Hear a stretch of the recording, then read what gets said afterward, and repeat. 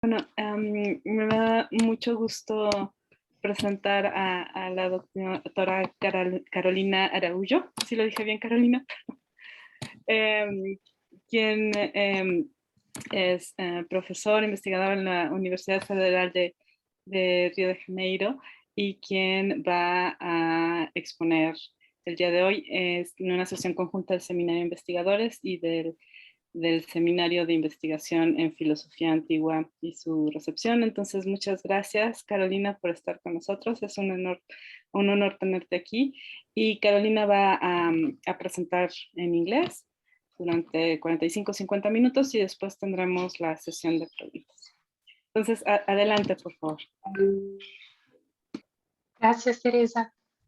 So Teresa asked me to speak in English because maybe the English is better than my Portuñol, which is kind of mixed. But of course, I can understand everything in Spanish, and I can try to communicate the best I can in Spanish. I'd like to start by thanking Teresa for this kind invitation. I'm very honored to be here. It's a pleasure. And to share with you some of my ideas. Let me see if I have a share screen here. A moment, not this, just a second, this one. And this, okay. Can you see my PowerPoint? Okay, that's great. So this is about Thumos as an emotional self-assessment in Plato's Republic. This is part of a book on justice in Plato's Republic that's coming out soon. And all your input on the matter will be very helpful. So let me start.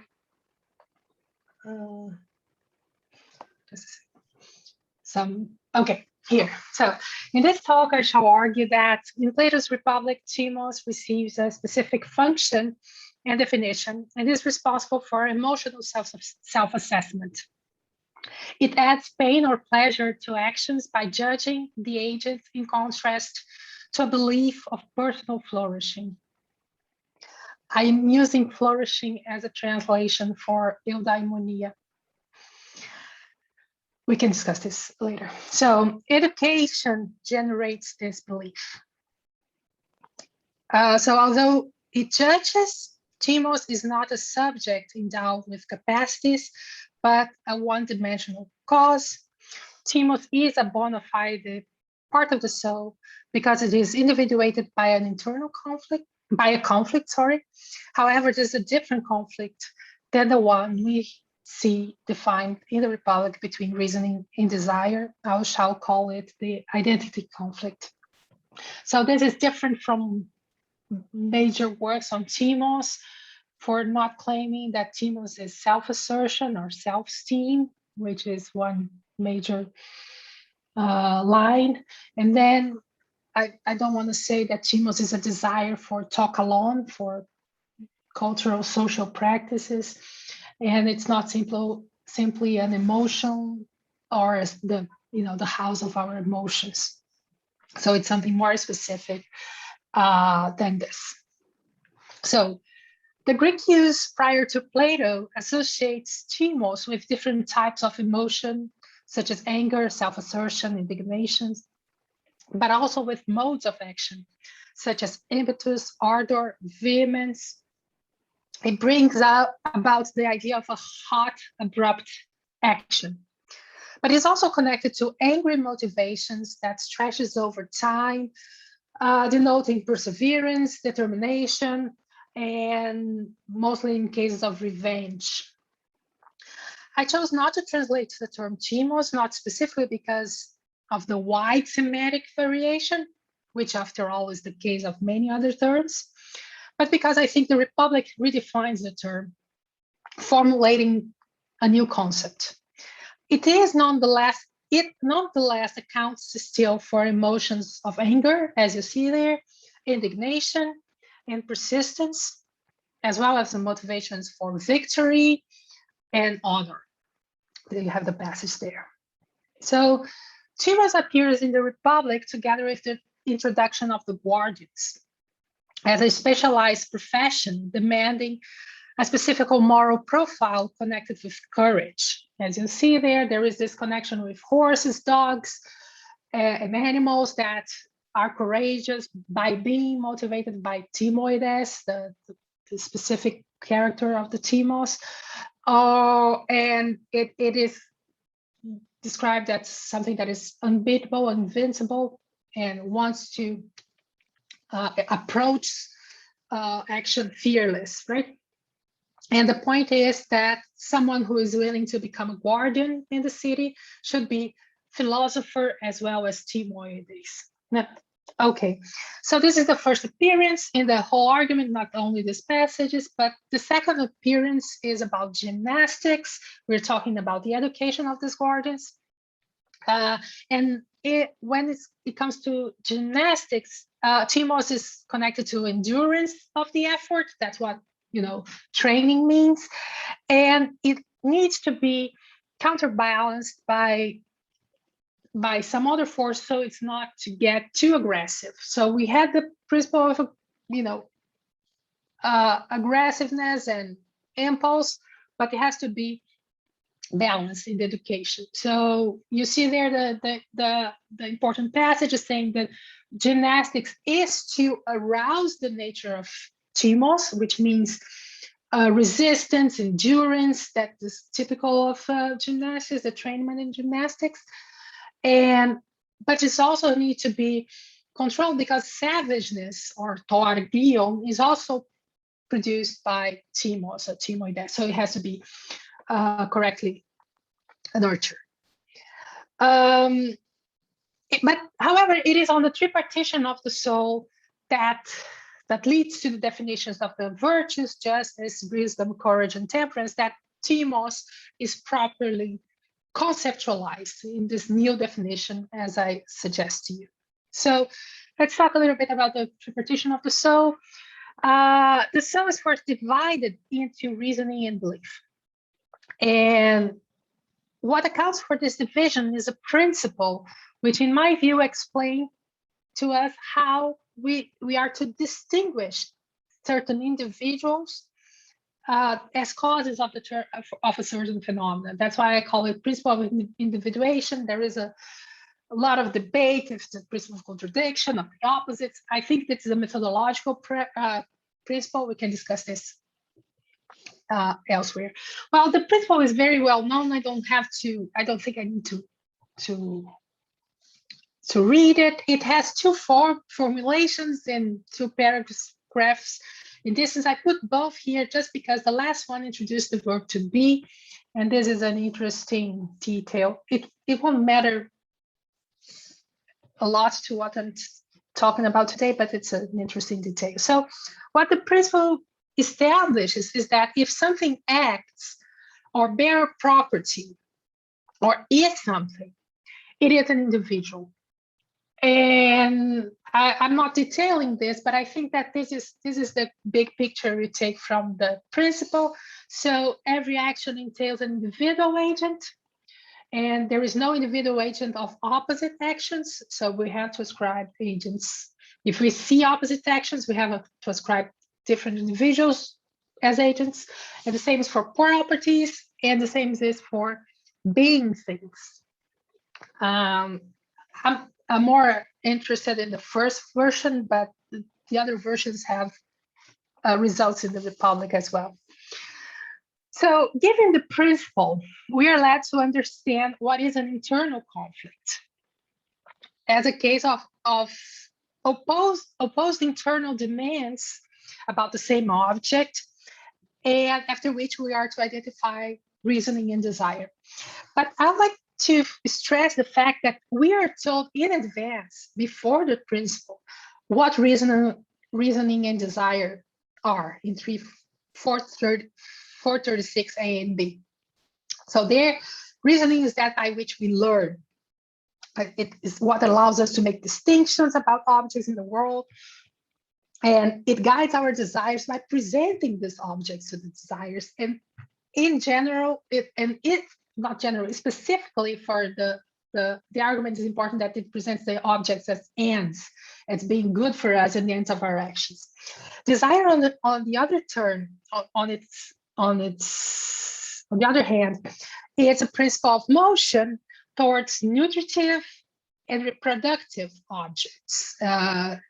Connective generation, basically there, but because it cannot give an end to itself, it multiplies in a kind of related objects to the infinite. So we know what they are. And now we're going to use this to explain, use the principle, we use this two concepts to explain what is an internal conflict. And an internal conflict has the basic example of someone who is thirsty and is not willing to drink. Let's say someone who knows that the water that's available is seawater, for example. So I know this, I have learned this. You don't have to know, have learned this, and your reasoning tells you, okay, this is not the end of your action, and still your desire moves towards this object. What we have there that I find it important is the stress on an urge in your soul in one hand, and a break in the soul on the other hand. So it's desire that wants us to move and reasoning that doesn't want to move. And then how this solves, which is the notion of prevailing or kratein or kratos in general, which means that being superior, being predominant, and whichever of the two is predominant decides the movement of the soul and the movement of the agent. So while the agent is still debating and the agent is not moving, so reasoning is prevailing while the man or this person didn't drink, is not drinking. If he's not drinking, reasoning is prevailing because reasoning is telling him not to drink. But then, so what happens? So that this is the predominance or the prevailing of reasoning. But if the desire is still working there, is still trying to move this person to drink this water that we know it's not a good water, then it becomes, that's what Socrates puts out, it's become a pathology. It's become something guided by passions, by diseases. It becomes something specifically unreasonable, alogistos. So so this is the scene, right? So if you have continuously desiring desires, this means that we have something that is unreasonable in us, moving us towards unreasonable ends. And so this is what I would like to, how I would like to explain internal conflict. It's very important for other reasons, but I think it's interesting to point out that there is a stage 0 in which there is a cooperation between reasoning and desire before the conflict arises, in which desire is reasonable. We can think, for example, that many situations in which someone is thirsty and drinks the water, and that's not a problem for this to happen, right? So there is this cooperation, and I think this is important for us to explain how these parts interact. So, but then desire happens, and this is how the conflict arises, and reasoning holds back. And some interpreters would like to say that reasoning is therefore a second order principle because it reacts to desire. But then we have a third stage that says how this solves, how the conflict solves. One of them prevails. And in this case, reasoning, because the person does not move, right? So, and then a fourth stage, so therefore, if desire is still there, or you can think about like virtuous people would say, okay, I know that this is not good for me, I will stop desiring it. But this is not the case for everyone. So when people still desire after reasoning has told us not to, this is unreasonable desire. So this is the way I explain the conflict. Well, just a second. Now I'd like to point out, now coming out more focus to our theme, the first point I'd like to make about Thumos is that when there is an internal conflict and desires predominates, which is the opposite of what we have here, this is what triggers Thumos in the basic first case, which is a basic example, which is the case of Leontius, which is a very well-known passage in the Republic. So this man was returning from the Piraeus to Athens, and it passed by an executioner depositing corpses of criminals to exposure to putrefaction in the outskirts of the city. This kind of procedure is a regular procedure of punishment in Athens to prevent crime by exemplary punishment and showing the whole city how the criminals are supposed to be treated. So facing the scene, Leontius has an internal conflict, and this is a controversial point that I would like to take a position about. So according to what the view I would like to defend, his unreasonable desire wanted to see the corpses while his reasoning held him back. We can see there at the same time he desired to look, and disgusted, he turned away. I should have stressed the turned away too. So you have the Hama there. And this is right after the explanation of the internal conflict. I think that it follows exactly from there. But in his case, desire prevails. So there is a long list of interpreters that think that Leontius' conflict is between desire and Thumos, because this is the introduction of Thumos, and there should be a conflict that explains Thumos. So this is what the position I'd like to resist by saying that, by pointing out that there is lots of evidence in the text that it is the same kind of conflict, internal conflict, that we see in Leontius. So two simultaneous forces, to look and not to look, and this case desire has prevailed, and you can see there, down there, when desire forces someone against reason.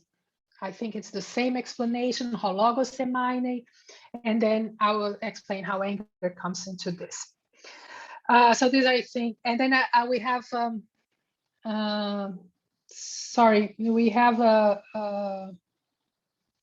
another passage that I didn't stress that here, in which says that, describes this in 44AB1.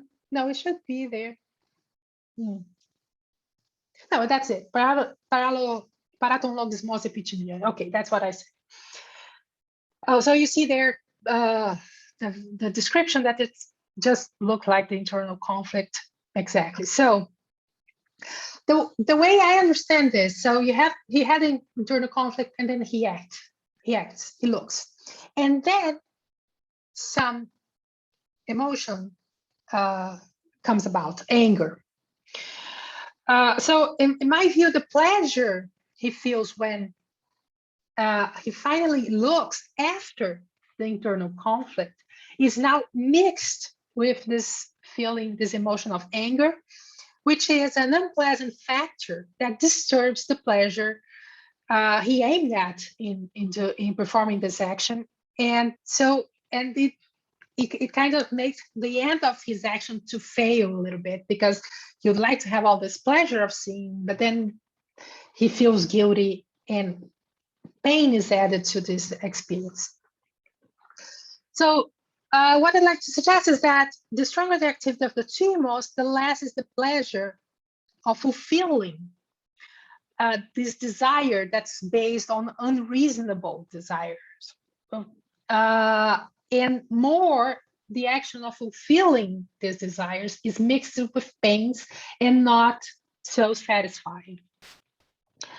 So what Thumos causes is that the agent doesn't have what the Republic will later call a pure pleasure in doing his actions. It comes with self-censorship, and also it leads the displeasure that acts like allow us to causes some further rejection to repeat this action in another circumstance. So since this action was not that pleasant, I wouldn't like to repeat it next time.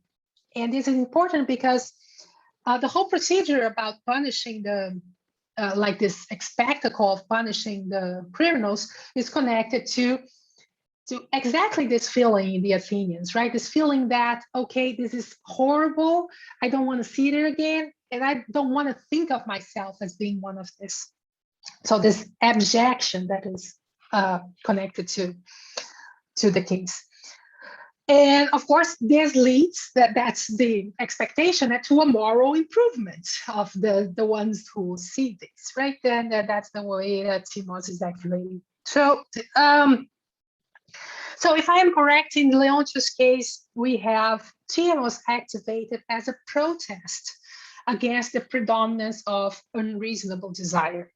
And that is when the course of action was already taken, and not while he still desires, as in the internal conflict. So I have this kind of explanation of Leontius' conflict. So we have stage 0 as a cooperation, then desire happens, then reasoning holds him back, desire prevails, and the Thumos is triggered. And then you have there the orge, and then you have there the complaint and the self-guilty and all these emotions.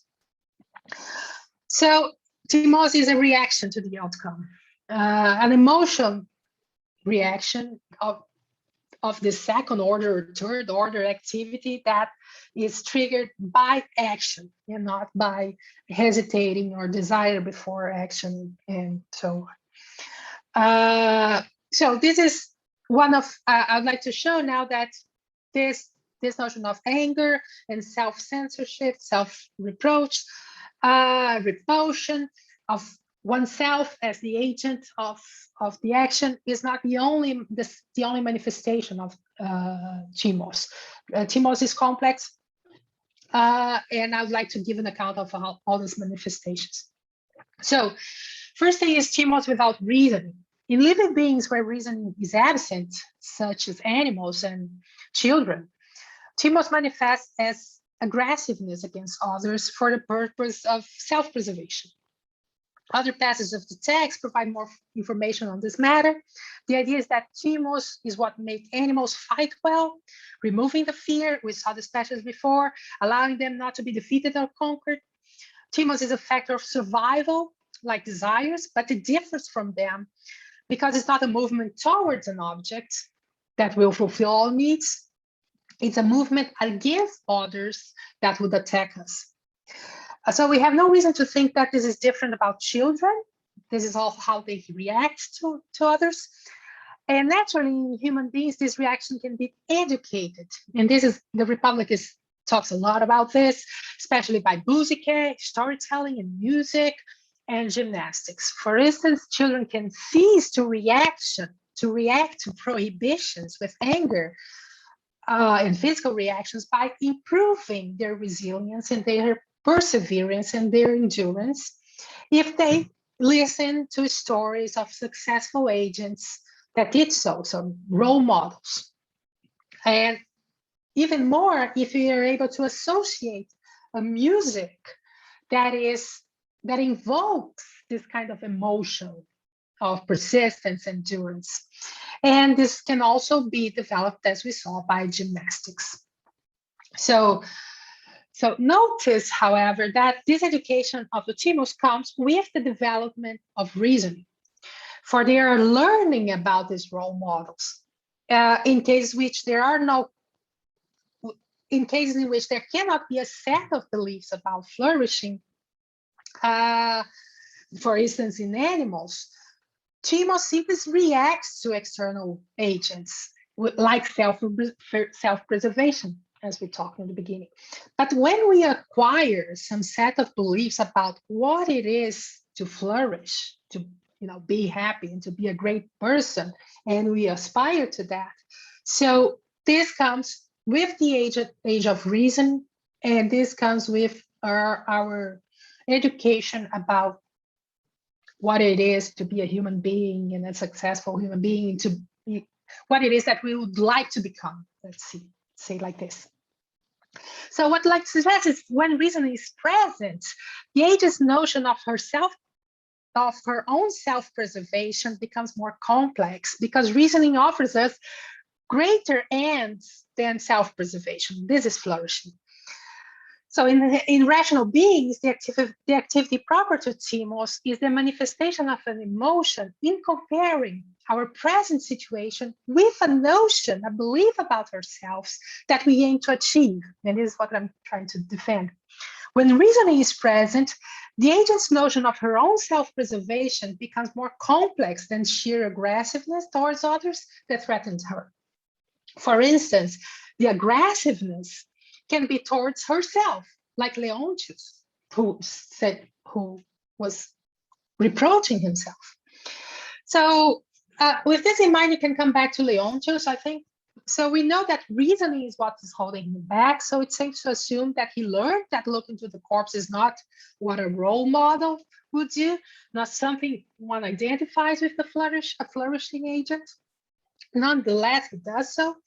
The belief he has about what he ought to do, or what he ought to be or to become, does not correspond to the being, to what is to that agent that is doing that act. So there is some kind of duty intrinsic to the beliefs about flourishing, duty about that we pose to ourselves, right? So this is when Thumos is triggered. Pain is added to the pleasure expected from action, remorse, guilty. So I submit that his action can be described as a species of what the Greeks call an akon action. I'm here following a word from Ricketts that suggests that one of the meaning of akon action is an action that the agent does not want to identify himself or herself as the agent of that action.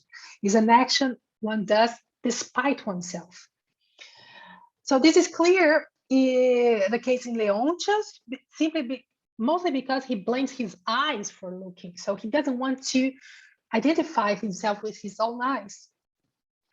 And I think I'm in claiming that is an akon action. I'm trying to keep some distance from claims about Leontius being an acratic action, a case of acrasia. Basically because I think there are some assumptions on the notion of acrasia, what it means and how it's connected to will, that are complex to be inserted in the context of the Republic, especially because we don't have a concept of will in the Republic. So I cannot develop this point here. We can discuss this in the question and answers period.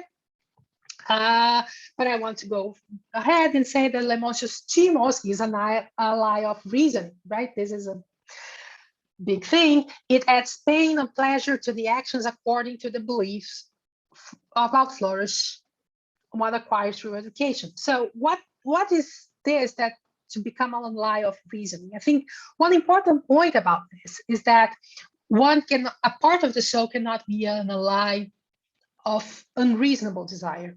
So as I showed you, cooperation happens when all the parts of the soul are engaged together in the same action. And every time you have an unreasonable desire, you have a stasis on the soul, a kind of sedition, internal sedition.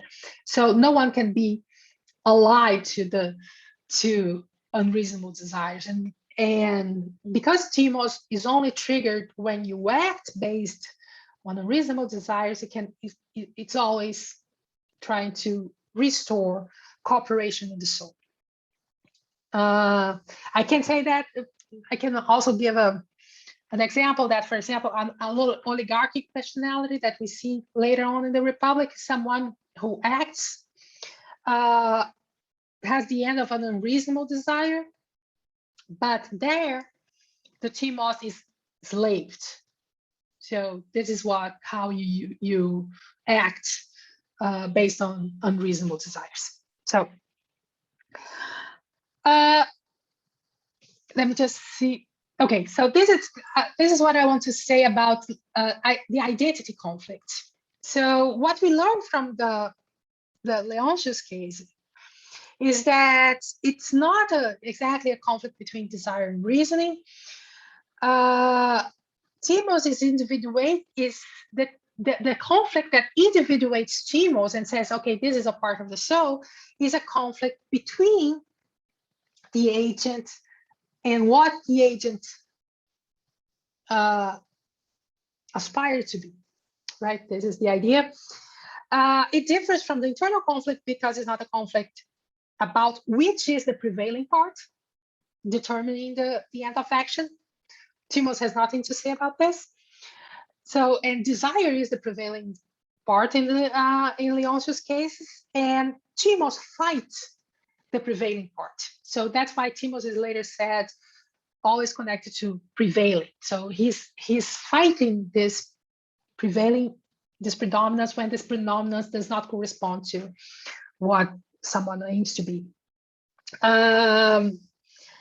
So, and that's the reason why Thumos is not a desire at all. And this is a very important point. He's not aiming at certain ends in doing the action. He's judging the agent, self-judgment, self-assessment. So I described here how the identity conflict would fit the general problem of the conflict and be a case of that would fall under the principle of individuation. So Leontius is not the agent of his action. This is an Acom action. See, so Leontius is the one who looks, but he's not the one who looks because it's the eyes that look, right? And he's the one who has pleasure, but he's also the one who has pain. And so these are opposite agents. So if you come back to this chart that I presented, this table, you see that it falls right under one of the conditions of the principle, and so we can split the self. And Thumos, this is what Thumos does. It splits the self and say, okay, you're not doing what you're supposed to be doing, what you want to be doing, right? And then you feel guilty and you feel pain and all these emotions. So having arrived at this conclusion, I'd like to proceed by showing that Thumos is triggered not only when we are the agents of an action, with which we don't want to be identified as the agent, but also in context where we don't want to be in a certain situation. I'd like to show this. First, I'm showing you the big picture. So my Thumos is triggered both when I act and when I suffer the action of others. So when my action does not correspond to the model I aspire to myself, Thumos adds pain. And when it corresponds, it adds pleasure to the action. And the same thing about when you suffer the action from others. If the situation I was put because of this, the action of others on me, does not correspond to the model I aspire to myself, and I see the situation as hindering my possibility of flourishing, so Thumos adds pain. I get anger.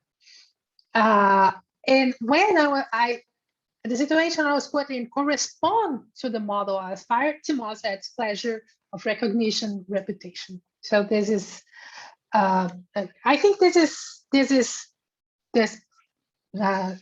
chart, this table I showed you, is grounded on this 3 further cases of Thumos that Socrates explained. So we have 2 cases in one. That is, the first case is someone who has committed an injustice and it's being punished, justly punished. The problem is this person noble or is this person not noble? So you have 2 cases there. And if you divide it like this, we can see two cases in the first case, and then a third case, which is someone who considers himself to have suffered an injustice. So it's not being justly punished, he has suffered an injustice. Just a second, let me just drink a sip of water here.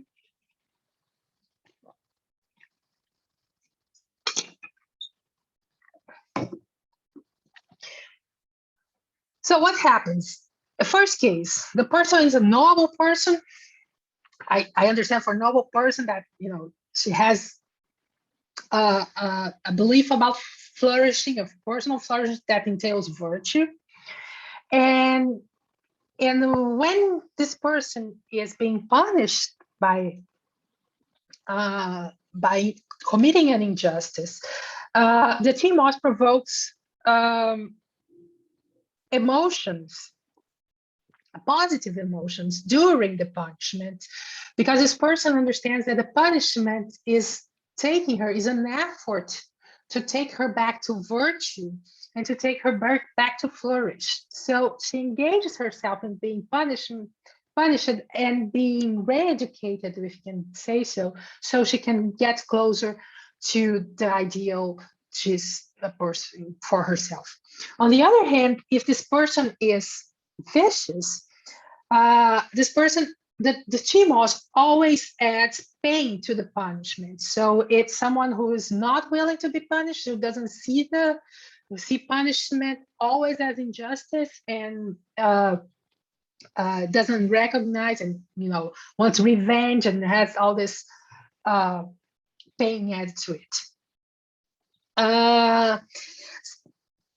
So I think just one note that I'd like to say, the first case, it's very interesting how Thumos helps by endurance in the effort to become virtuous, right? It's very important in this, like you saw in gymnastics, like in enduring and welcome the effort and the pain that comes with the effort, of course, to become a virtuous person, to flourish.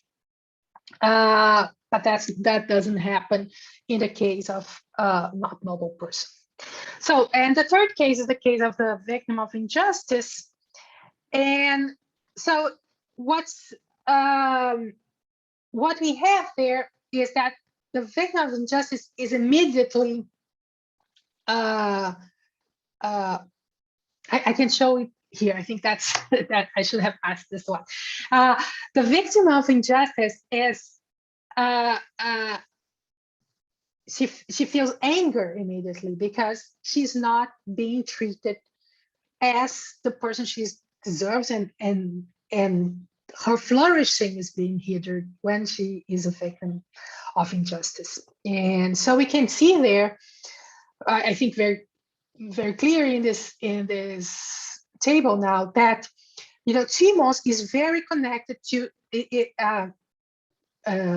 It depends on the situation and depends on the belief of flourishing that you're connected. So it's not only a self-assessment because of our actions, but a self-assessment because of the situation we are in. So we evaluate this, and then we judge others, how others are treating us, and how we are treated. I'll come back to this point. So having said that, I would say that this picture of these three further cases adds another point to the Thumos trigger, which is time. Time is the central factor in the triggering of Thumos. Why? Because it makes a lot of difference for Thumos if it is responding at the moment of the action, or if it is responding about the action later on. So, for example, it's likely that a noble person who committed injustice immediately felt just like Leontius did, feeling remorse. After all, committing an injustice is incompatible with being with the notion of personal flourishing of a noble person. So this means that there is a momentaneous painful manifestation of the Thumos, which is replaced in the endurance of punishment by a manifestation that adds pleasure to the effort. So you can see that first Thumos adds pain, and then Thumos adds pleasure because why? Because the person is seeing herself in a different situation. She was at first in a situation where she couldn't connect to the action, and now she is engaged in the action because the action now is, resuming her virtue and restoring her virtue, right? It's not unlikely that the presence of unreasonable beliefs about flourishing, in the case of the non-noble person, the response for the opposite movement, that the non-noble person may have had her Thumos to add pleasure in obtaining injustice, because this is the notion of flourishing she had. And then when being punished, the Thumos is triggered as anger, as pain, and at the opposite factor. So, and then we can see this very clearly in the case of someone suffering injustice, because the textbook shows it very clear. So at the moment of suffering justice, there is this anger and this pain. But then because this person is pursuing reparation, Thumos is triggered as endurance of this persistence to fight for justice and to fight for one's own flourishing. So it adds pleasure to the action. So time factor is a point. So now we can see, now we have the complete map about how the Thumos work. It starts with the first thing about I act and I suffer the act of others, and then I added the time factor, which adds pain and pleasure accordingly, always according to someone's notion of flourishing, and always according to time and according to act and suffering. This is just what I explained. It's just like you can have a big picture. So I think all this shows. I'd just like to make some further comments on some points I put here, because about the positive action of Thumos, which is the last line you can see there.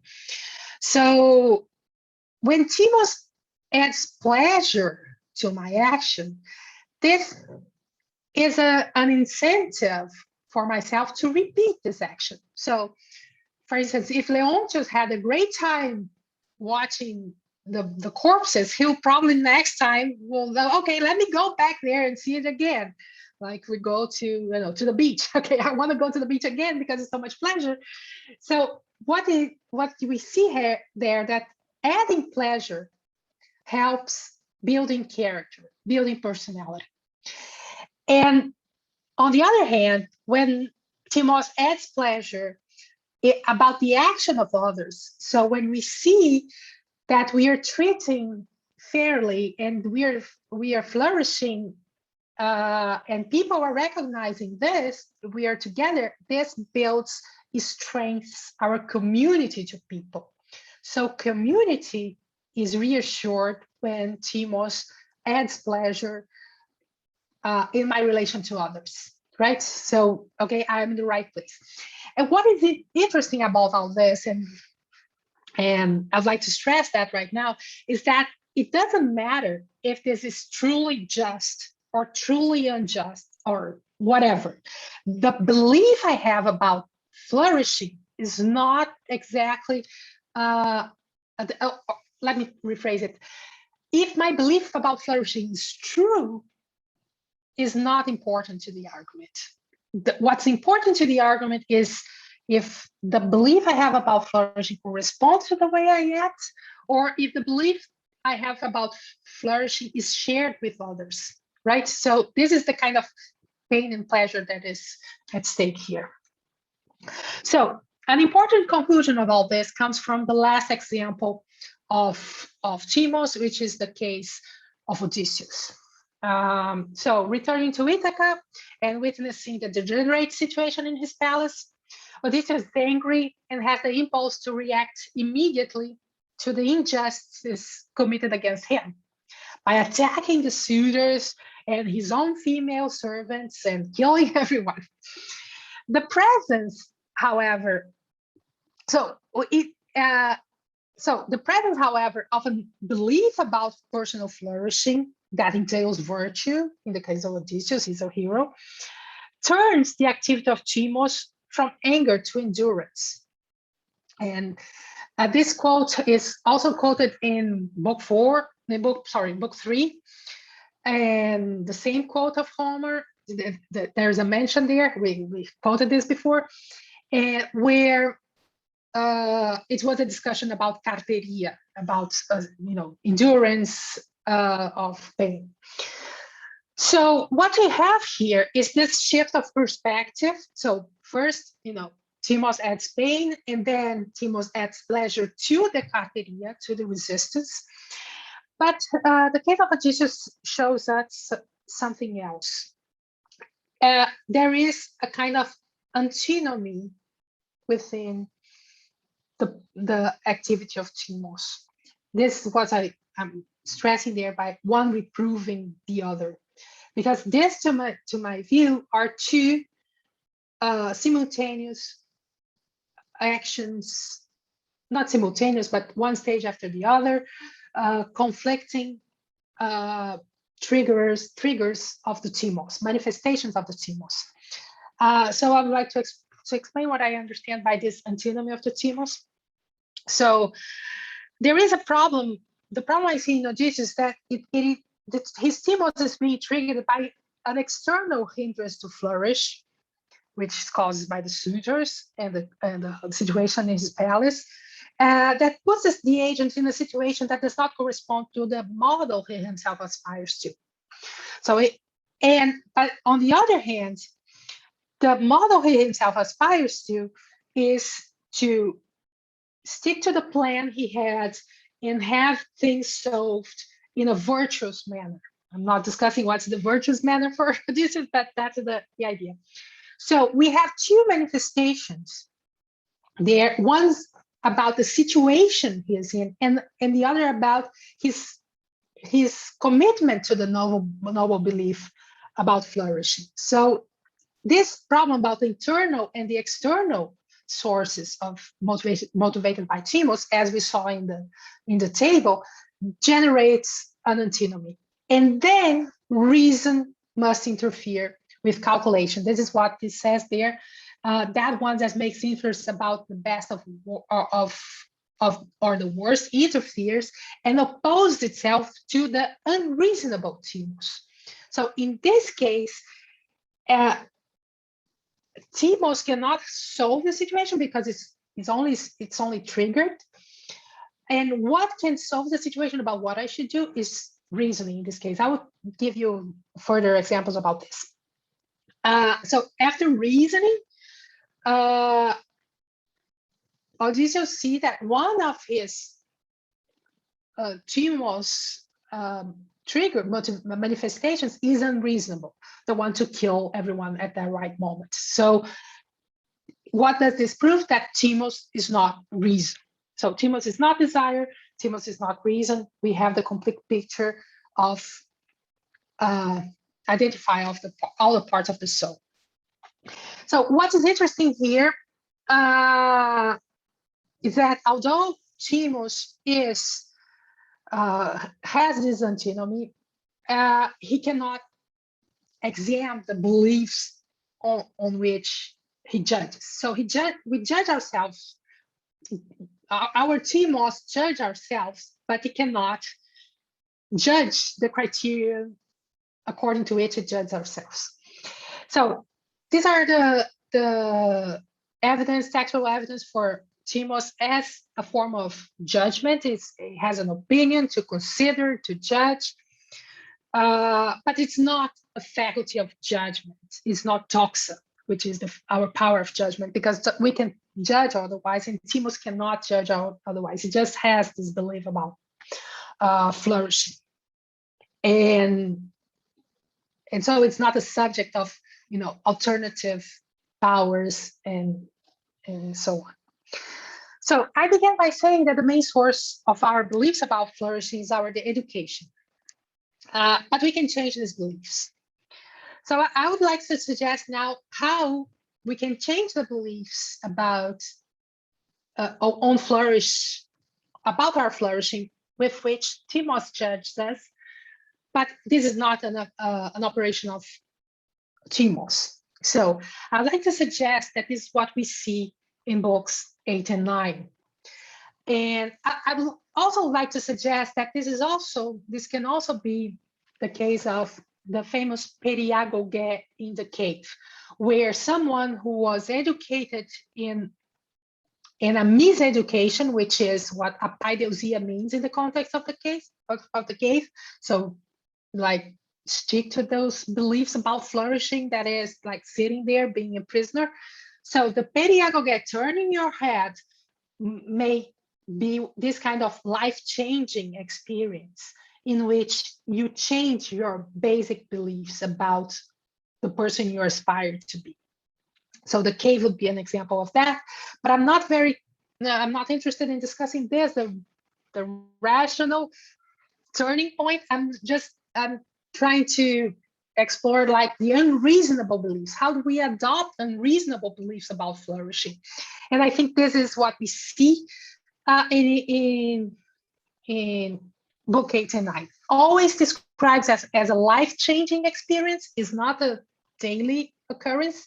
It's one of these moments you'll never forget. And in books 8 and 9 is always connected to coming to age, that moment I talked about previously. These experiences are based on the person finding herself in a situation where her flourishing is hindered and reacting to it, not with endurance or active persistence in obtaining her flourishing, but by letting it go and adapting whichever belief about flourishing is feasible in the situation. So I put together some passages that I find show this. The text is very complex in this passage, but for example, the Timocrat is triggered because he see that in the city, those who do their own are called fools and are not respected, and others who do not are honored and praised. So he's pulled by both, and so it's about beliefs on who flourishes and who doesn't flourish. So the oligarch, this is the description of personalities, right? It's not the description of regimes. So the oligarch person, when he loses all his property because of a suit of his family, he's afraid, and then he's in poverty, and then he removes from the throne of his soul the love for honor, and then decides that he's going to pursue money making as what it means to be happy. Right? So the Democrat is complex because he has a horrible experience in trying to deal with all these desires, and then finally gives the ruling of himself to the pleasure that comes along, and then to another one, as if in the draw of luck, he despised none and nurture them all. So this kind of deciding for the equality of everyone, of all the pleasures, and take this as like a norm for life.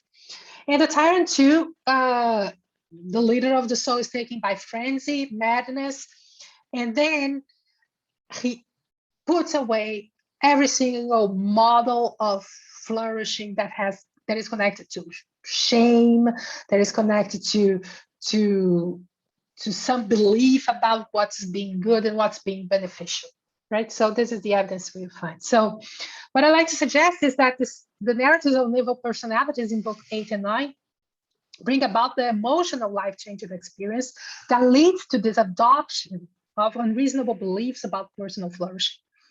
They mark a moment of a higher order conflict, which will determine the belief according to which our Thumos judges us, stabilizing, therefore, a personality, because Thumos will judge and stabilize a personality and adds pain or pleasure accordingly, even if this is a wretched personality. So an unreasonable belief about flourishing minimizes internal conflicts in the presence of unreasonable desires, as well as identify conflicts in actions pursuing unreasonable ends. So this this passages on changed beliefs about flourishing was discussed by, for example, Terence Irwin and Christopher Gill, and they think that this is a kind of a second order reasoning about what is the proper end of life, and identifying it with a kind of personality. I disagree. I think these are highly emotional descriptions. Josh Johnstone has a more recent set of papers that describe this as power struggles. I'm more sympathetic to this version, not in every detail. But what we see here is that we have this kind of emotional conflict that leads us to adopt, to give up some notion that we had before and adopt another ideal of life. What I find interesting too is that these conflicts are grounded in an experience of Thumos, of anger, in being in a situation where your flourishing is hindered. So they all start from there, from the anger we suffer from feeling that your flourishing is being prohibited, right? So of course, this is a narrative that Socrates will explain, that like adopting this unreasonable beliefs on flourishing will lead you nowhere. So they will fail to promote flourishing. And of course, you have to use reason and law and cooperation and justice, all these other features. So if you want to succeed in adopting this and flourishing in anyways. So now we can see that the life-changing experience involves triggering of the Thumos in reaction to the hinder of one's flourishing. But Thumos does not have an activity in establishing this new set of beliefs. It is either reasoning or desire that determines them. In this case, it's desire, right? The whole situation. In making this claim, I must go into a little more detail about the Thumocrat. For it may seem that the Thumocrat is someone whose belief on flourishing is based on Thumos. And this is not exactly the case. The Thumocrat's belief about personal flourishing lies in honor and victory, and his life is organized accordingly, but this is understood as a compromise. The Thumocrat is a victim of the injustice committed to his father, and he takes upon himself to revenge in pursuing honor and praise, but not as his own end, but as a middle. He aims his reputation, and this is important, not based in virtue, but in vice. You see, the vice he has is the love for money. He is the competitive desires. So that he doesn't have pure virtue, and he's not virtuous.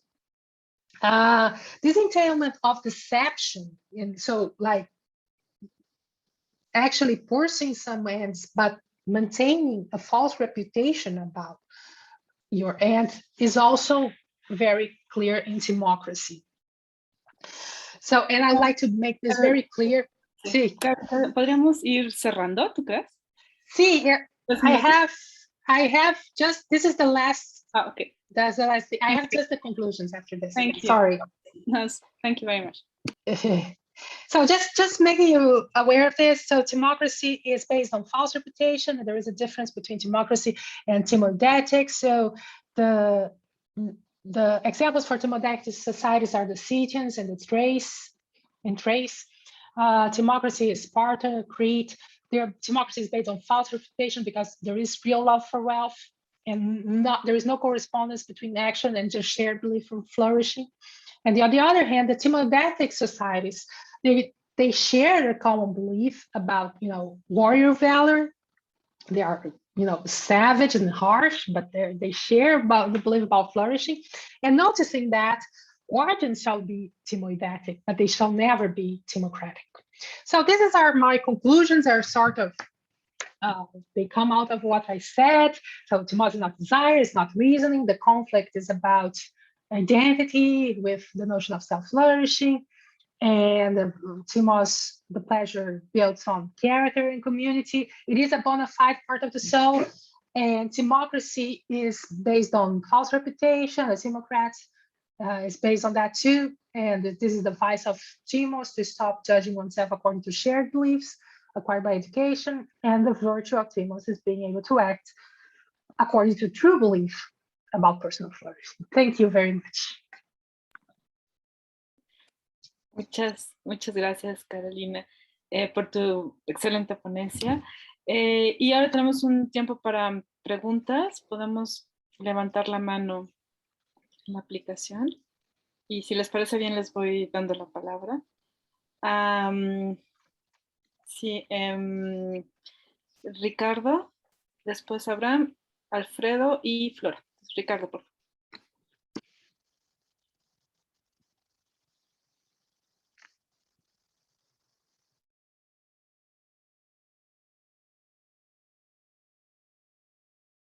Creo que no se puede abrir el micrófono, Lucy, ¿o sí se puede? De Ricardo, ¿podrías abrirlo?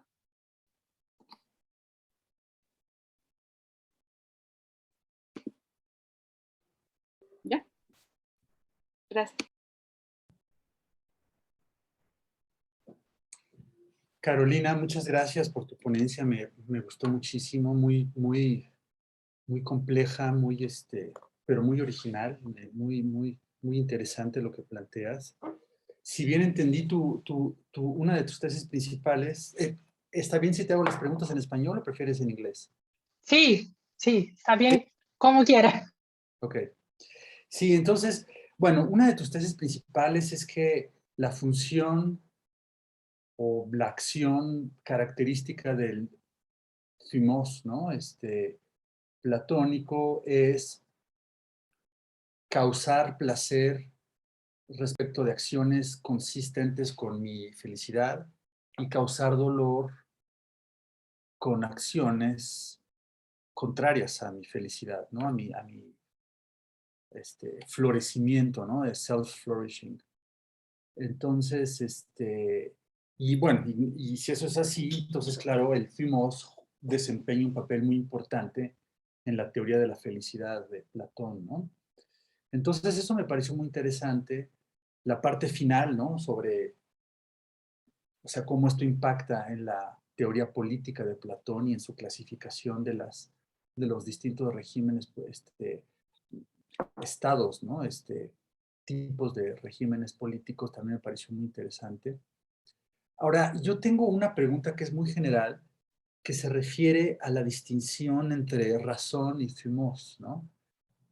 Porque, bueno, para Platón hay tres partes del alma, ¿no? Tres funciones del alma. Y entonces en el libro cuarto de la República, él ofrece un argumento para demostrar que hay tres, ¿no? Entonces, el argumento como que se divide en al menos dos partes. La primera parte, que es el ejemplo de la bebida, ¿no? Entonces, bueno, o sea, la gente quiere beber, pero a la vez la razón le pide que no beba, ¿no?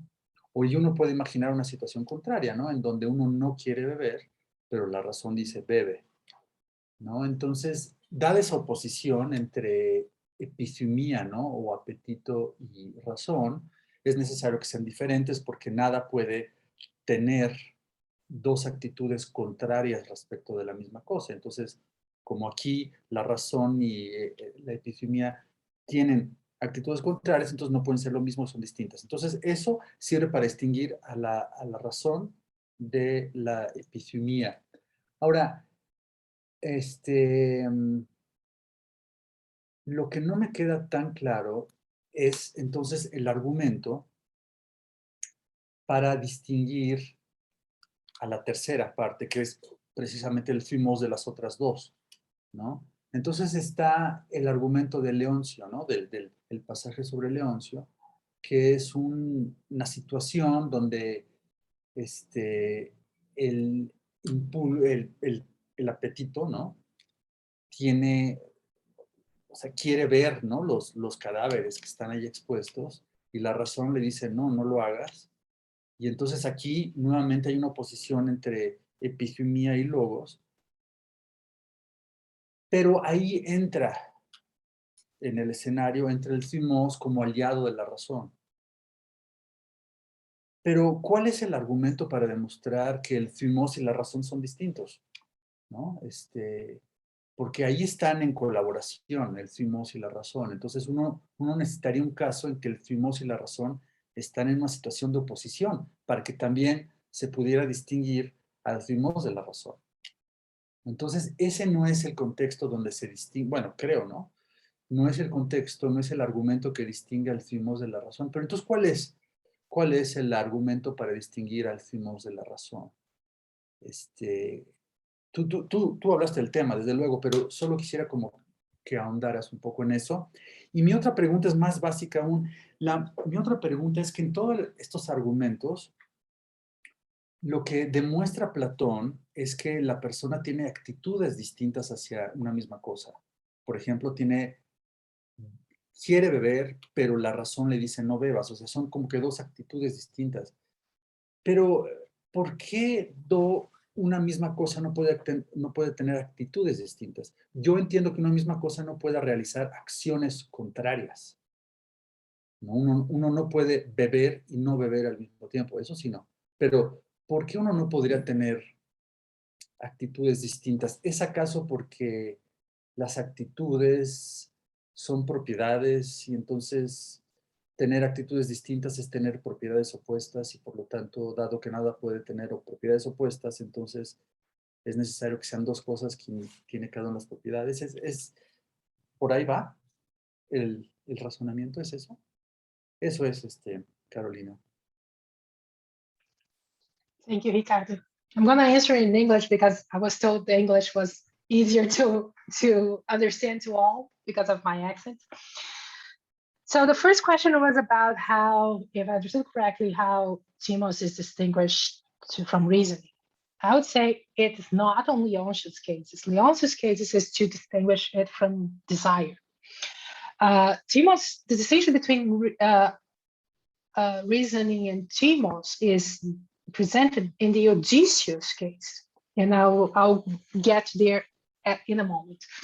But before getting there, I'd like to say the following about how I understand the interpretation of the soul. When I talk about stage 0 in all my presentations, I say, okay, there is a stage 0 that's no conflict is arising. What we have there is that actually the parts are undiscernible when we're not in a conflict. So I take this more this position where parts are not, independent components of the soul, whatever. So, and I think Plato is committed to the notion that the soul can, and it does, act wholly, in many cases, doesn't have conflicts. And it can be for evil and for virtue. But this is something I'll have to develop in some other occasions. So, but just to say that I'm not sure that so parts of the soul are not independent substances. I would say this is a general position. So that being said, it is hard to distinguish parts of the soul who tend to be in alliance, to tend to cooperate with his thumos and reasoning. So this is why the argument that distinguishes thumos and reasoning is a more complex one in the case of Odysseus. And how to my understanding, it works. We have this, Odysseus is, this is textual, right? This is the argument where it's as different. Oh, there is another point. Thumos is not reasoning because animals and children have thumos and not reasoning. Okay, so this is like definite about it. This is a factual statement. So the second one is Odysseus. But then what Odysseus is very interesting because it, to my view, it distinguishes reasoning from thumos because thumos has this two way of of being triggered. Okay, because his Thumos says at the same time says fight and says endure. This is the situation that Odysseus is in when he arrives at his palace. He says, I'm angered about these people, but my virtue and my beliefs on what I have to do say endure. So this fight about emotion, these are emotive. It's an emotive conflict about what oneself should do. And then what I see the argument is, so his reasoning goes in and says that, the virtuous thing is to endure. And so, and by doing this, it says, okay, being angry and acting according to anger right now would be unreasonable. And then it makes, when reasoning intervenes, it makes Thumos unreasonable, alogistos. And then we see that this anger, this kind of emotions are unreasonable. And well, this is, that the Stoics made a lot of this notion of how you deal with emotions later. So I think this is the way it works as a distinction between reasoning and Thumos.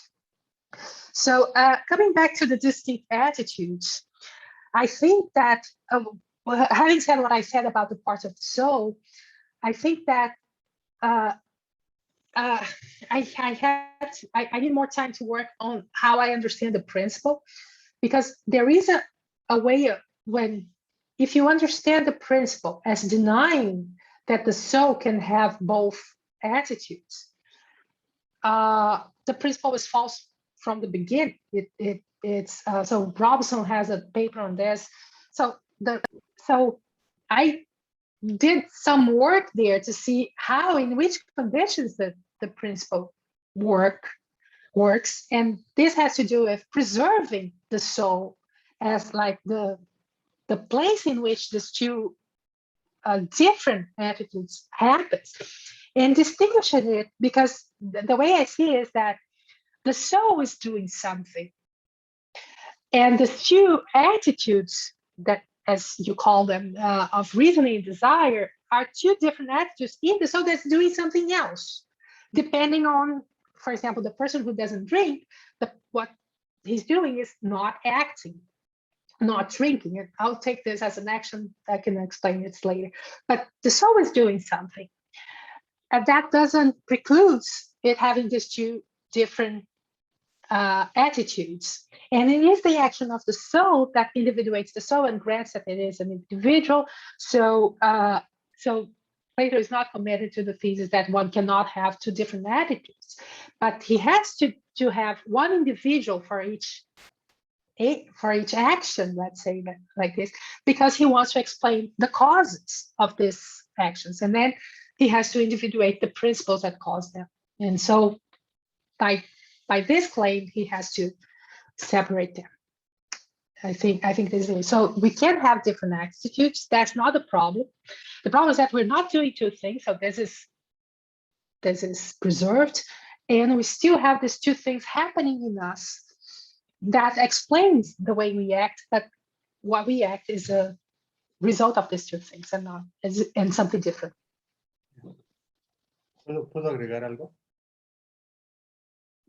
Sí, Sí, pero entonces el problema es cómo vas a distinguir, o sea, si el querer beber y el no querer beber son simples actitudes, y puedes tú tener actitudes distintas respecto de lo mismo, entonces no va, el ejemplo de la bebida no sería suficiente para distinguir a la razón del deseo, ¿no? O sea, si puedes tú tener actitudes y lo único que no puedes es llevar a cabo acciones distintas, pero sí puedes tener actitudes distintas, y en el ejemplo de la bebida lo único que pasa es que tengo actitudes distintas, entonces eso no es suficiente para distinguir al deseo y la razón, ¿no?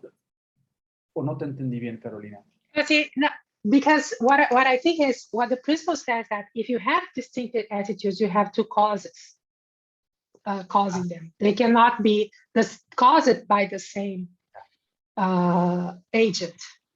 So because it connects action with agent, it needs two agents. That's my interpretation. Ok. Gracias. Sí, muchas gracias. Abraham, no sé si tengas una pregunta. Sí, solo es que se desconectó un momento porque perdí la señal. Muchas gracias, Teresa. Muchísimas gracias, Carolina. Muy interesante todo. Y quería preguntarte acerca de cómo tipificar qué es el fenómeno del que estamos hablando, ¿no? ¿Qué es el Thumos? Y me parece que un poco la pregunta es si es o no es una emoción.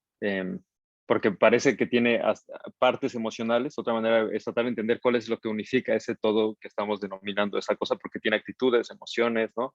Una lucha entre diferentes deseos, tal vez, causados de diferentes maneras. Y estaba pensando en la noción de proceso, porque, por ejemplo, algunos piensan, o se podría decir, por ejemplo, en el caso del duelo, no es una emoción propiamente, sino que es como el proceso que uno tiene de ir por diferentes etapas emocionales, diferentes reacciones, a veces positivas, a veces negativas, ¿no? A veces estamos enojados, luego estamos tristes, y es como ese conglomerado, lo que llamamos duelo, pero eso no quiere decir que el duelo mismo sea una emoción, ¿no? Algo similar se puede decir al amor, ¿no? Son diferentes actitudes que tenemos respecto a lo amado, a veces contradictorias, ¿no? A veces desde el deseo, a veces desde la razón, a veces una disposición a sentirse ofendidos ante diferentes cosas, y a todo ese como gran conglomerado lo llamamos amor, pero ese conglomerado no tiene que ser lo mismo de lo que está hecho, ¿no? Entonces, el proceso emocional no es necesariamente una emoción, aunque sí podemos pensar que es una meta emoción, y habría que decir por qué en el primer nivel y en el segundo son la misma cosa. Entonces, quería preguntarte cómo estás entendiendo eso y qué piensas sobre la noción de proceso, que tal vez podría incluir a todo eso, incluso en términos de la virtud o el vicio que tenemos respecto de ciertas emociones, ¿no? Cuando sentimos miedo, podemos actuar con valentía o con cobardía, pero tal vez a todo ese proceso lo podríamos llamar de otra manera, y quería saber qué piensas sobre eso, sobre en qué medida es una emoción, y si no lo es, si crees que todo ese gran proceso si todo eso se puede considerar un proceso o un proceso emocional, ¿no? Un poco más como para tratar de entender la tipificación del fenómeno del que estás hablando, pero me pareció muy interesante. Muchísimas gracias. May I ask you for a synonym of duelo? I'm not sure I know Grief. the meaning of this word. What? Grief? Grief. Oh, wonderful. Grief. Sí. Grief. ¿No? Entonces, Okay. to grieve someone es tener como Perfect. aceptación, negación, ¿no? Entonces, lo que uno puede decir es que grief se trata de tener el mismo objeto intencional de muchas emociones ligadas. Entonces, la aceptación, el enojo, la desesperación y todas estas emociones ligadas tratan de la pérdida de alguien importante, y ese proceso general lo llamamos duelo o grieving, pero no es en sí mismo una emoción, ¿no? Estaba pensando si algo similar ocurriría en este caso. Claro. I think there is a wonderful interpretation of grieving in Book 10 of the Republic, and it has to do with Thumos. I couldn't talk about this, and it's the greatest accusation against poetry, and it's a person who is in grief, and poetry brings everything down because exactly poetry introduces an unreasonable notion of flourishing.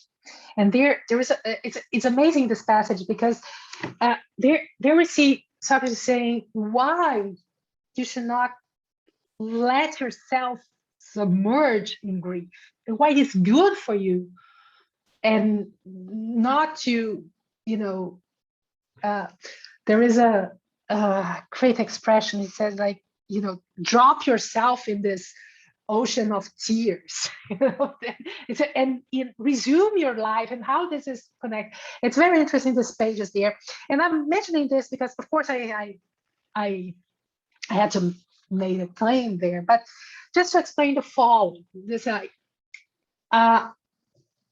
Thumos is not simply an emotion. An emotion in general is caused by something external to us. Okay, and how do we, in general, that's why what I'm trying to resist here.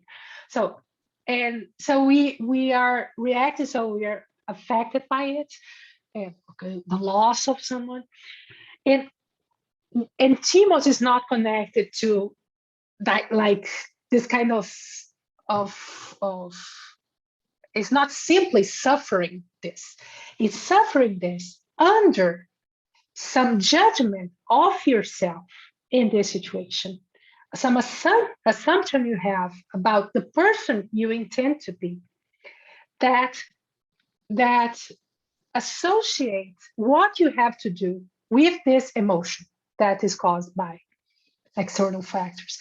So, and this is what makes Thumos more complex. So, being Olivier Renaud has a whole book about Thumos and emotion, which I mentioned in the beginning, like what I'm doing here.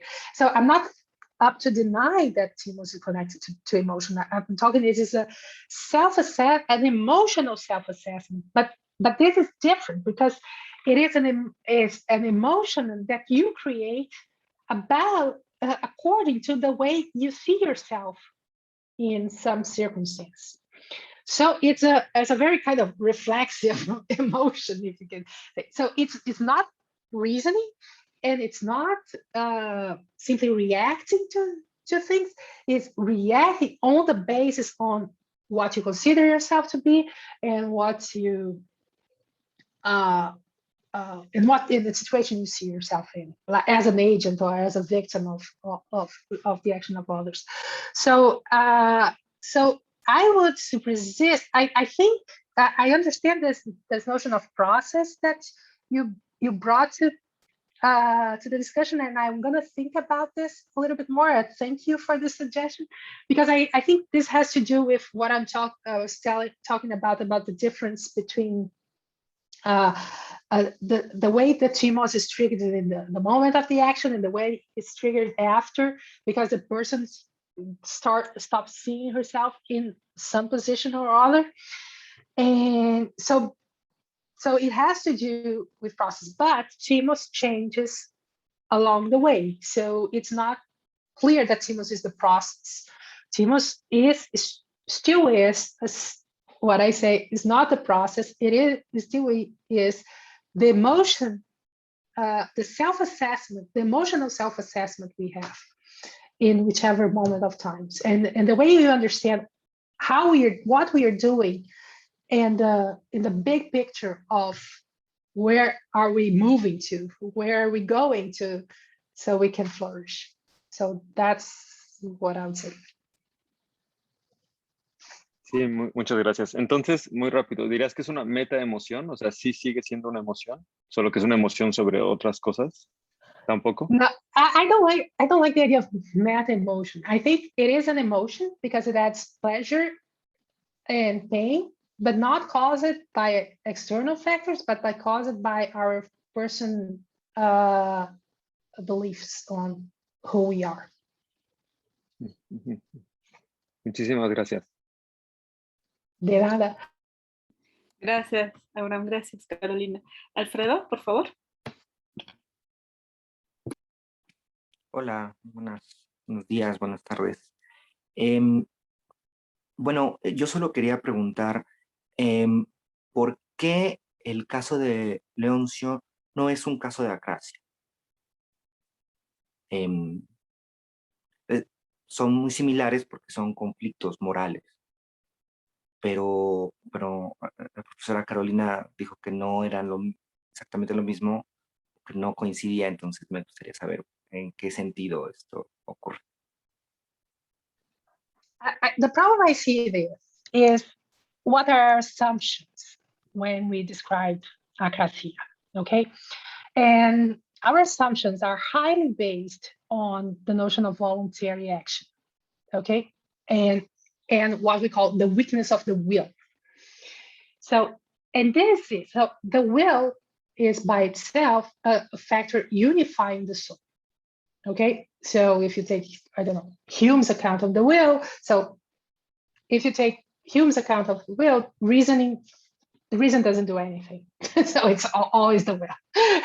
And you can take all these different notions about will and what consists in a voluntary action. And we know that Socrates holds a very weird, I would say this, just to make it short, concept of voluntary actions, in which, for instance, no one is unjust voluntarily. So, and this happens in the Republic too, right? So, and there is this huge problem that is caused about, the development of the Platonic dialogues and what is happening because of Leontius, right? If you follow the literature. So because there we finally found that you can do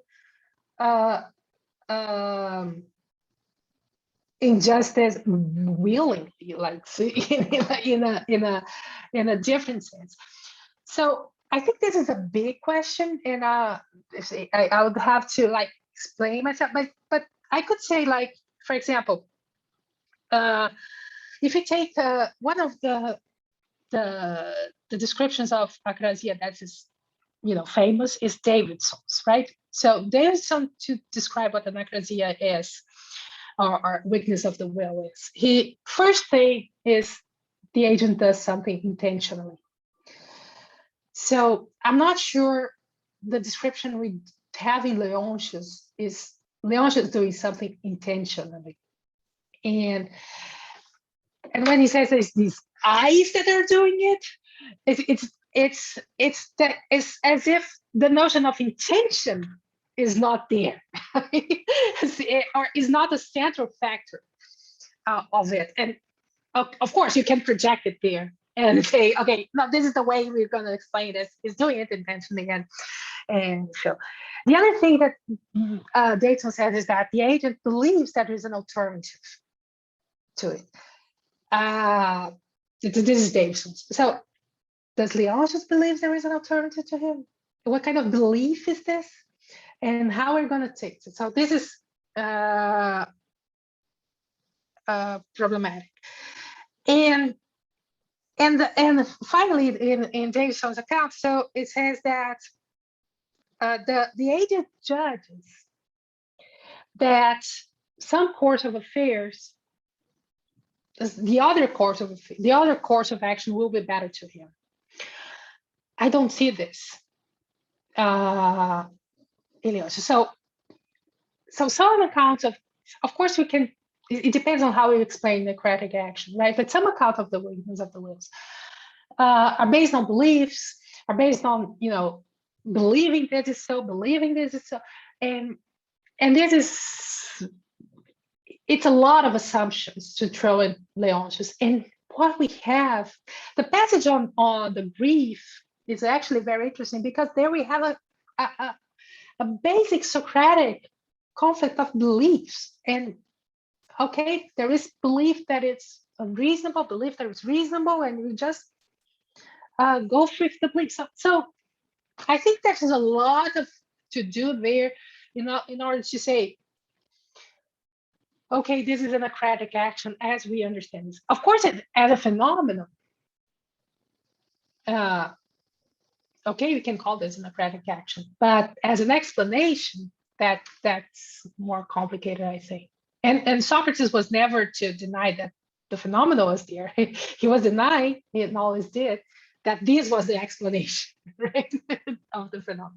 So just for what I can, for the time I have, that's the best I can do. Okay. Gracias, muy amable. Gracias. Flora, por favor. Thank you. I guess I'll continue speaking in English, because my Thumos is very ashamed by my bad Spanish skills. It's awful that we're so disjointed in this section. But thank you, Carolina. Well, I'm acquainted to your arguments because I followed your seminar. But three things caught my attention in your presentation that I thought were new. I don't know if they're new or I hadn't thought of this.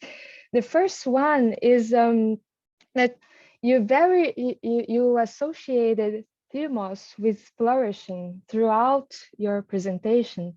And I was wondering why, when in the text we tend to see it associated with honor, with a competition, with victory. Those are the textual terms we see, but with flourishing, it comes to me as a further interpretation of the whole text. And then I was just wondering whether it poses a difference in the reading, if we read it as associated with honor or associated with flourishing, because it should, I don't know, transpose as another function. And I was thinking of this just because, for example, in the case of the tyrant, it should come as a distinction, the way he is portrayed. I mean, he could think of his choice of living as a neodaimonic one in his patterns, but he's not honorific in the terms where the others will not validate his choice of life. So I was wondering if there's a difference there in the association with of Thumos with flourishing or honor. So this is my first point. And even in the case of injustice, because the example of the person who's indignated is also I don't see as clearly as you presented. It's juxtaposition with flourishing, but it could be with competition in the sense where he does not want to, I don't know, he wants to endure because it's a warrior state of mind that one should endure and defend one's stance, you know?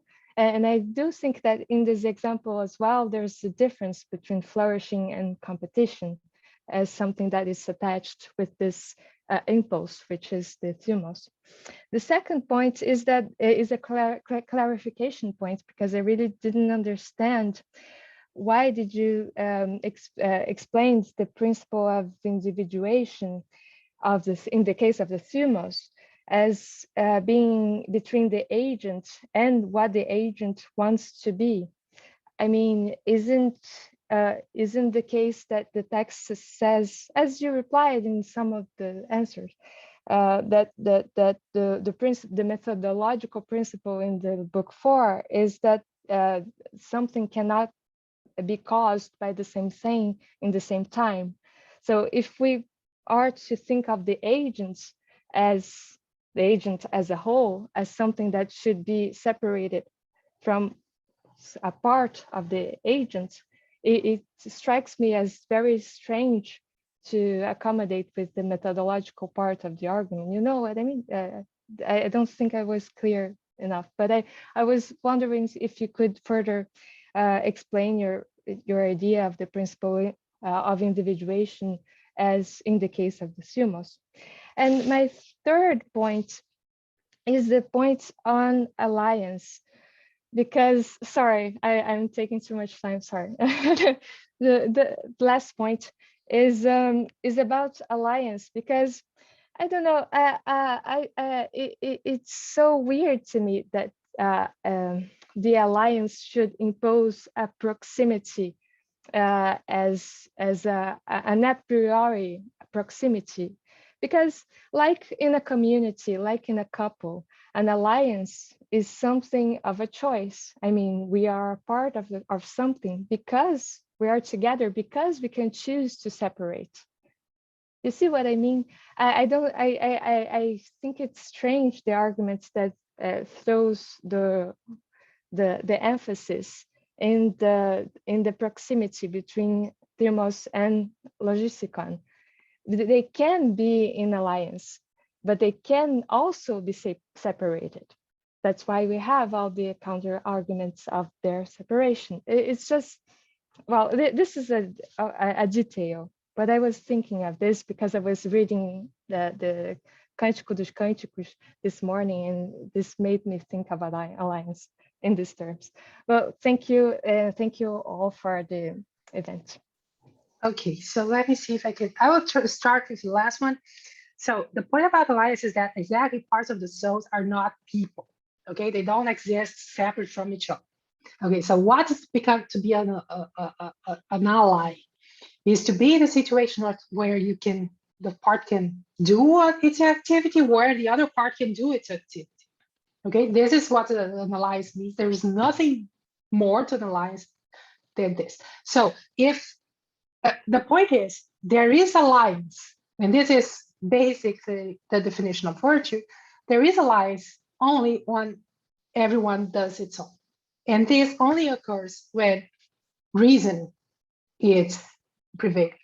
So that being said, so the only way in which Thumos is aligned, and I would say, I would say more things, but the only way in which alliances can happen is with reason.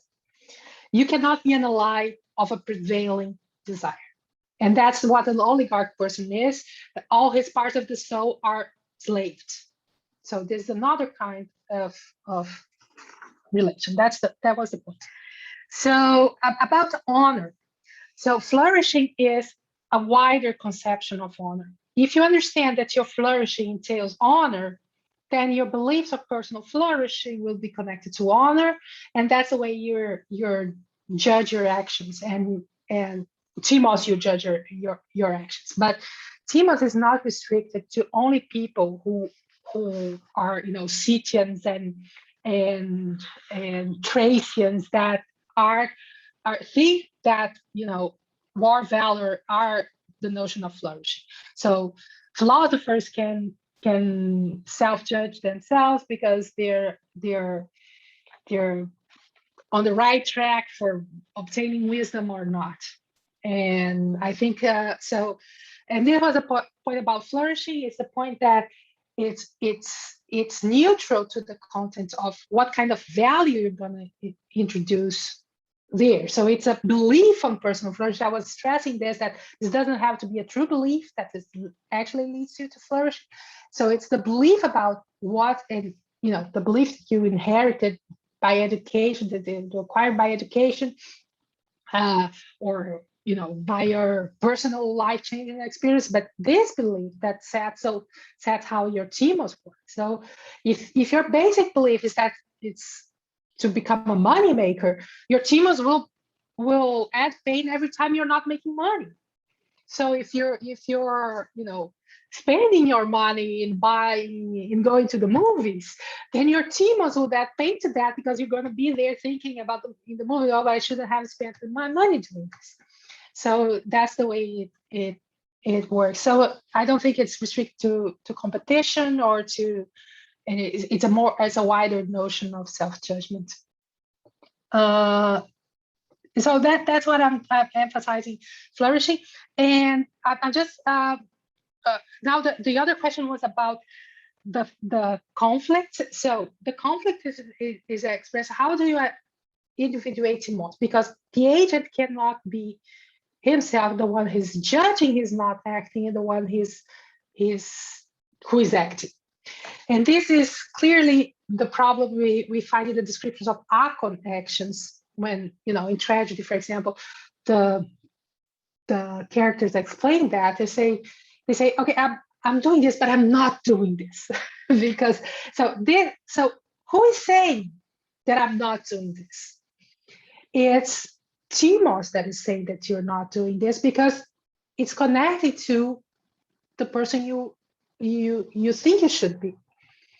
That the notion that the notion of flourishing that you think the way you think you should have been, what you think you should be doing. So this is the basic standard of an Akon action, and a basic standard of an Akon action is an identity conflict. That I'm doing this, but in the end, I just want to say that it's my arm that is doing this, that is my eyes that is doing this, because I really can't stand the idea that I'm doing this. And this is what I call the identity conflict. Okay, I hope I have answered all of them. Not sure. No, thank you. Just a little, really fast follow-up, just really I really like the identity concept as you explained, but I won't take long. It's just about honor. I was thinking that the broader explanation of honor that I was thinking about before your talk was about longing for connection. I mean, there is a strong sense of community that comes from the way the others look at myself, and that I'm still quite resisting to the idea that this can be equated to in the full sense of what it means to flourish. I mean, honor is the way that we can get to live in a society, in a community, but not honor in the warlike sense specific, but a wider sense. Yes, so we make it to reason, right? If it's true flourishing, true belief about what's flourishing, then we can build a society that's based on a certain use of Thumos. And it's not pure honor, because pure honor gives you a democratic alternative. If you don't have a true belief about flourishing going on there. That's the idea. I'll think. Thank you. Gracias, Carolina. Gracias, Flora. Y tenemos dos preguntas más, Edgar y después Paulette. Edgar, por favor. Sí, Carolina, una plática muy interesante. Muchas gracias, me gustó mucho. Yo quisiera hacerte solo un par de preguntas. Déjame ver si hay tiempo. Sí, la primera tiene que ver con la idea o la manera como caracterizas a Thumos, si lo relacionas con self-assessment o autoapreciación, no sé cuál sea la mejor traducción, y con consideraciones acerca de la virtud, del florecimiento. Mi duda era si eso era esencial para la caracterización, digamos, de Thumos como un estado psicológico, o una facultad, o una parte anímica. Si es que pensamos, como bueno, Platón o Sócrates lo hace explícito en varios momentos, que Thumos es un pathos que tienen, o es una facultad que tienen los niños al momento de nacer, dice, ¿no? Cuando nacen, y también los animales. Y si es así, entonces no parece ser esencial a Thumos esta idea de conciencia de sí, de apreciación de sí, de relación con una concepción de la virtud, porque eso no lo tienen los animales ni lo tienen los bebés. Pero sí tienen Thumos. Entonces, no sé qué pensaba sobre esta. ¿A la segunda pregunta? No, bueno, solo esta. Esta primera, si quieres, si no luego se me... Sí. So I tried to explain this in the going when I was talking about children and animals. Okay. So of course, animals do not have reason. The general picture is this: if you insert reasoning, Thumos changed its function. That's my general premise. So it changes function if reason is present or if it's not present, because exactly what reasoning gives us is the notion of flourish, is the notion of we want to get somewhere. We aspire to is a notion of end that Thumos didn't have before. The Thumos was, I think for the Republic is very brief about animals, but I think what it describes is that animals, Thumos in animals is self-defense, or attacking others that are threatening your survival, and this also I understand for children, okay, because when they're mentioned, they're put on the side. The thing is that in children, exactly, education, that is the development of reason, and this is how you go through music and genetics. While you're developing the reasoning in children, the Thumos start changing from being this agrios principle, this principle of savageness, this animality principle, into being something responsive to reason. And why is it responsive to reason? Because reasoning gives us a purpose in life. end in life, which is flourishing. And I'm insisting that flourishing is not connected to virtue in the sense that, you know, it entails to be just, and because flourishing, and this is what I'm trying to explain as beliefs, personal beliefs about flourishing, because Thrasymachus has one, what it means to flourish in Thrasymachus, it is to become a tyrant.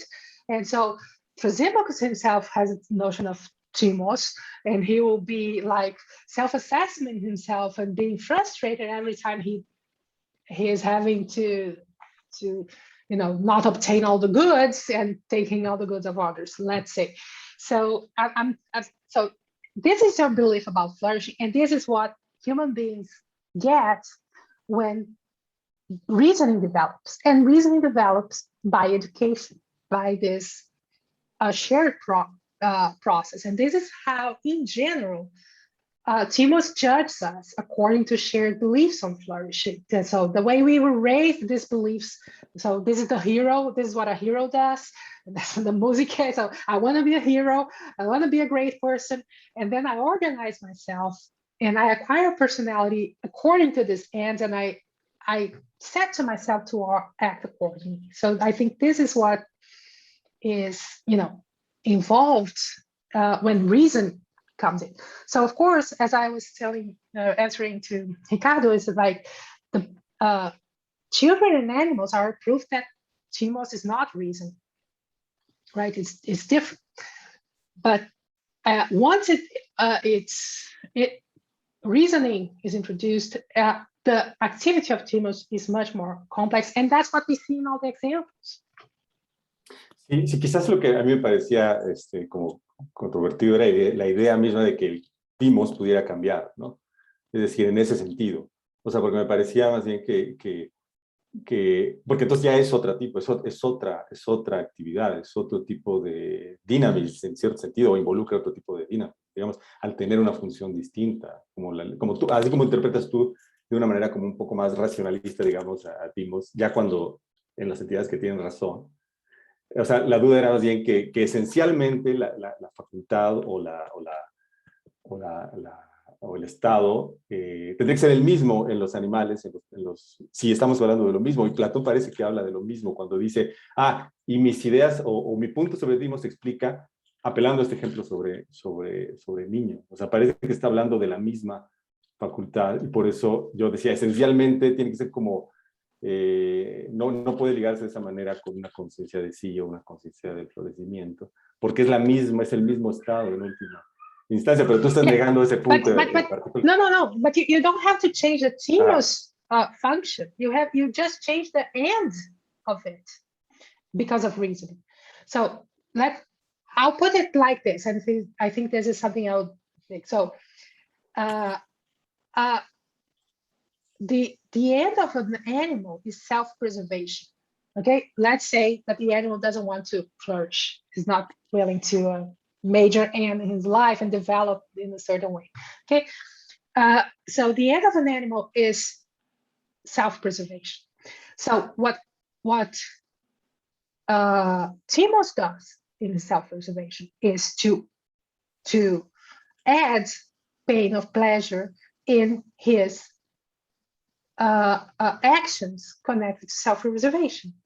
So Thumos adds pleasure in him attacking, having braveness and courage to attack another animal, for example.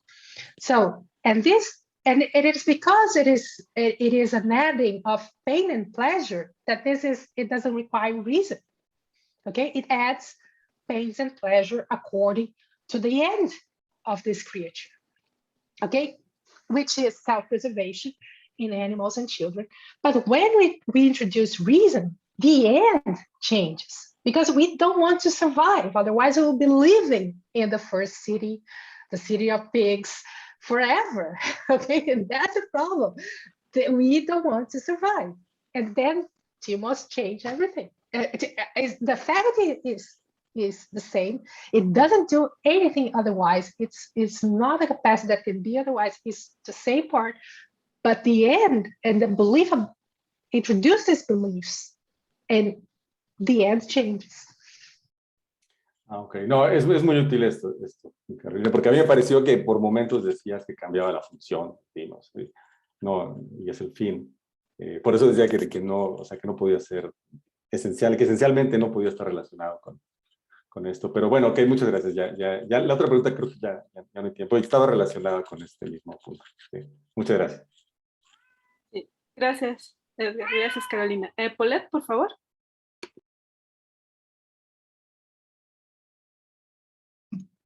Sí, mira, ya es tarde y es muy breve mi pregunta y un poco fuera del contexto de tu ponencia, pero a mí me interesa mucho el concepto de flourishing, ¿sí? Porque es un concepto que se aplica muchas veces en teorías de la justicia. Aquí hay una persona experta en pobreza que justamente recurre a la idea de flourishing, ¿sí? Es decir, cuando un individuo siente que ya realmente floreció, ¿sí? ¿O quién decide que alguien floreció? ¿Sí? Ok, A ver, en Platón, obviamente, ¿no? En lo que nos dijiste. claro. No te quiero preguntar de todas las teorías, ¿no? Ahorita te digo por qué me interesa. A ver.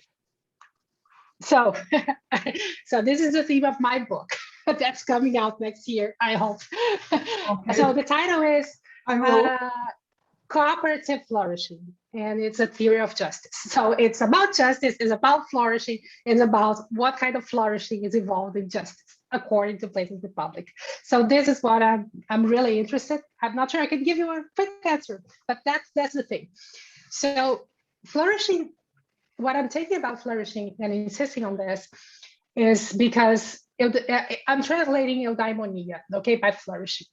And of course, not every concept of eudaimonia is exactly what we consider flourishing. But my claim is that what we today consider flourishing, my claim is that Socrates' theory of justice is based on flourishing, which means a restrict notion of eudaimonia, something we see at the beginning of book 4, for example, when he's talking to Adimantus, and Adimantus objects that, okay, you're not letting the rulers flourish because you're not allowing them to have private property, so they cannot flourish on this basis. And then Socrates says, listen, I'm not talking about whichever notion of flourishing. I'm talking about a sustainable notion of flourishing. And a sustainable notion of flourishing comes from sharing flourishing. So he gives some examples of the statue and how do you have to, paint the eyes. And so, but the idea is that it's, and this is another passage that comes, I'm not sure where, it says, we have to stop with this stupid notion of eudaimonia, of flourishing, that it means that whatever I want is my flourishing depends on whatever I want, and start thinking collectively of a notion of flourishing. So the idea is, and this is, I think it's the concept of justice in the Republic, that people together with the aim of letting everyone flourish will establish the limits of everyone's flourish. Of course, there is something clear in the Republic, that is goods that you cannot be without, you cannot lack some goods like regular food and basic survival. But then after that, we can negotiate collectively how we can fulfill ourselves. And then comes the theory of justice. So we are doing things for others and we are caring for others. But then we're also going to have an option of doing something that is fulfilling to our lives. But doing only one thing, we cannot have everything, and sharing the goods. So, and then becomes more complicated, and this is the theory of justice. So what I would like to suggest is that so flourishing in general is still what we call natural happiness, what to say, a happiness based on the kind of natural being we are, human beings are. So based on basic notions, basic preservation of life, and basic items to our living, like friendship, association, that make our lives meaningful and thrive. But also this has to be something determined collectively. And that's a policy. But it's a big answer. Thank you very much, Karen. Muchas gracias, Paulette. Gracias, Carolina. Y bueno, esperamos con ansia tu libro, ¿no? Para leerlo con muchísimo gusto. Gracias a... ¿Se va a publicar tu libro, Carolina? Solo una pregunta. ¿En dónde se va a publicar tu libro, Carolina? En Bloomsbury. Bloomsbury, en Inglaterra. Ah, qué bien. Sí. ¿Cómo se llama? Cooperative Flourishing Plato's Republic. Wow, increíble. Bueno, pues ya estaremos muy pendientes. Muchas gracias. Gracias a ustedes. Carolina, gracias a todas y a todos y nos vemos la siguiente semana. Muy bien. Chao. Okay.